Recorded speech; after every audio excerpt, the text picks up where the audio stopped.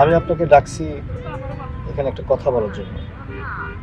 আমি অনেকদিন ধরে চিন্তা করছিলাম যে আপনাকে এই কথাটা বলতে হবে, মানে আমার বলাটা প্রয়োজন মনে করছিলাম। আপনি ইভেন তো জানেন প্রতি রাত্রে আমি আপনার বাসার নিচে বেলকনির নিচে দাঁড়িয়ে থাকি আপনাকে দেখার জন্য, আহ, আপনাকে ফিল করার জন্য। সব কিছু মিলিয়ে আমি একটা জায়গায় আসতে চাচ্ছিলাম। এই জন্য ভাবলাম যে আপনাকে ডেকে আমার মনের কথাটা বলে দিলে হয়, ভালো হয়। আমি আমি আসলে বুঝতে পারছি আপনি কি বলতে চাচ্ছেন। বোঝাটা স্বাভাবিক, তারপরেও আমার বলতে হবে। আমি আমি আপনাকে ভালোবেসে ফেলেছি, আমি আপনাকে ভালোবাসি। আমিও না এটাই ভাবছিলাম আপনি এই কথাটাই বলবেন, কিন্তু আপনি আমাকে কতটা চিনেন, কতটাই বা জানেন? আমার সম্পর্কে তো আপনি কোনো কিছু জানেন না। আর কোনো কিছু না জেনে কাউকে এতটা ভালোবাসাও ঠিক না। দেখেন, আমি আমার জায়গা থেকে ট্রাই করছি। ভালো লাগার জানাশোনা তো অনেক বাকি আছে। দুজন দুজনের কাছে থাকলে অনেক কিছু জানতে পারবো, শুনতে পারবো, বুঝতে পারবো। সেই সুযোগটা তো আপনাকে করে দিতে হবে। আহ, আপনি কি বলছেন বলেন? আমি দেখেন, আপনাকে ভালোবাসা আমার পক্ষে সম্ভব না। সম্ভব না মানে? কেন সম্ভব নয়? তুমি ইচ্ছে করলেই তো আমরা দুইজন এক হতে পারি, দুজন দুজনকে ভালোবাসতে পারি।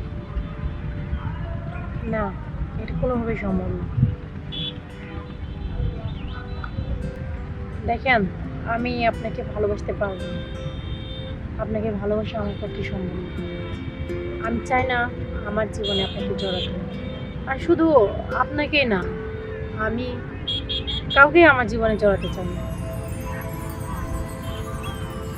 সেই বিষয়টা আমাকে ক্লিয়ার করে দিতে হয়। কেন? কোনো একটা কারণ আছে তো। জানতে চান? অবশ্যই। কারণ আমি আপনাকে ভালোবাসি, আমি আপনাকে কাছে পেতে চাই, আমার সঙ্গী হিসেবে পেতে চাই। আমারও ইচ্ছে করে এরকম একটা জীবন করতে, কিন্তু এটা কোনোদিনও সম্ভব না। আসলে আসলে কি? আসলে আমি, আচ্ছা বিষয়টা না জানলে হয় না।